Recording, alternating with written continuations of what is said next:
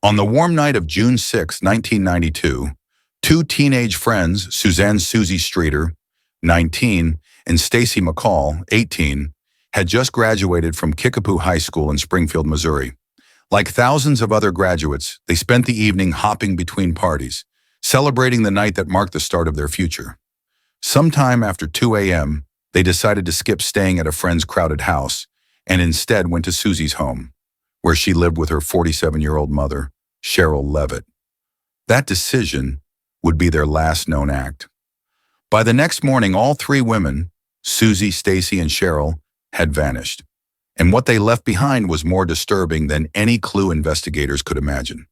When friends and family arrived that morning, they found every car still parked in the driveway, every purse still inside, and every key still on the kitchen counter. Suzie's dog, Cinnamon, was pacing nervously, and the bed seemed slept in. The porch light's glass globe was smashed, but the bulb itself was untouched. A blind in the living room was bent, as if someone had peeked out in a hurry. And perhaps most chilling of all, someone had erased a message from the answering machine that police believe could have been a critical lead. Despite all these signs, there was no blood, no forced entry, no struggle, nothing that suggested three women had been taken from their home. The Springfield police launched one of the most intense investigations in Missouri's history. Over the next months and years, more than 5,000 tips poured in. Detectives followed every lead, from suspicious vehicles to cryptic phone calls, but nothing led to the women. One of the strangest moments came when a man called America's Most Wanted, claiming to have crucial information. But when the operator tried to connect him to police, the call suddenly disconnected.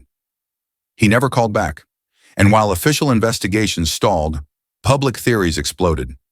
Some believed the women had been abducted by someone they knew, explaining why there was no forced entry. Others suggested they were victims of a random predator watching them that night. Police did have persons of interest. One was Dustin Rekla, Suzie's ex-boyfriend, who was facing charges for vandalizing a mausoleum, and Suzie was reportedly going to testify against him. Was this a revenge kidnapping? Authorities questioned him and his friends, but found no evidence linking them to the disappearance. There was also speculation about Larry Dwayne Hall, a suspected serial killer who was active in the region. He matched the profile, and his known travel routes put him near Springfield. But again, no hard evidence. Years later, a theory emerged that the women's bodies were buried under a hospital parking garage based on radar scans showing anomalies underground. But police dismissed it, pointing out that the garage wasn't built until a year after they vanished. Theories piled up, but the evidence never did. And time, the enemy of every cold case, continued to erase memories, fade clues, and bury secrets. Investigators, prosecutors, and even retired FBI agents all agree on one thing. Whoever took the Springfield Three knew what they were doing. The lack of struggle, the deliberate erasure of a message, and the total disappearance of all three women point to a well-planned abduction. Meanwhile, public opinion remains divided. Some locals believe the women were murdered and buried nearby. Others think they may have been sold into trafficking networks. And a few still cling to hope that one day they'll simply walk back through that front door. In 1997, both Sherrill and Suzie were declared legally dead, a formality for insurance and inheritance purposes, but the case itself remains open. Stacy's family has never accepted that conclusion, still believing she could be alive somewhere. Today, over 3 decades later, the Springfield Three remains one of America's most haunting unsolved mysteries.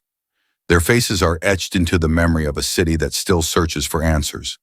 Their story is told in documentaries, podcasts, and cold case files, a constant reminder that evil can strike even in the most ordinary of places. 3 women, 1 night, and a disappearance that defies explanation. Was it revenge, a serial predator, or something far more sinister hiding in the shadows of Springfield? The truth is out there, and someone, somewhere, still knows what happened on the dark summer night in 1992. Until that truth is uncovered, the H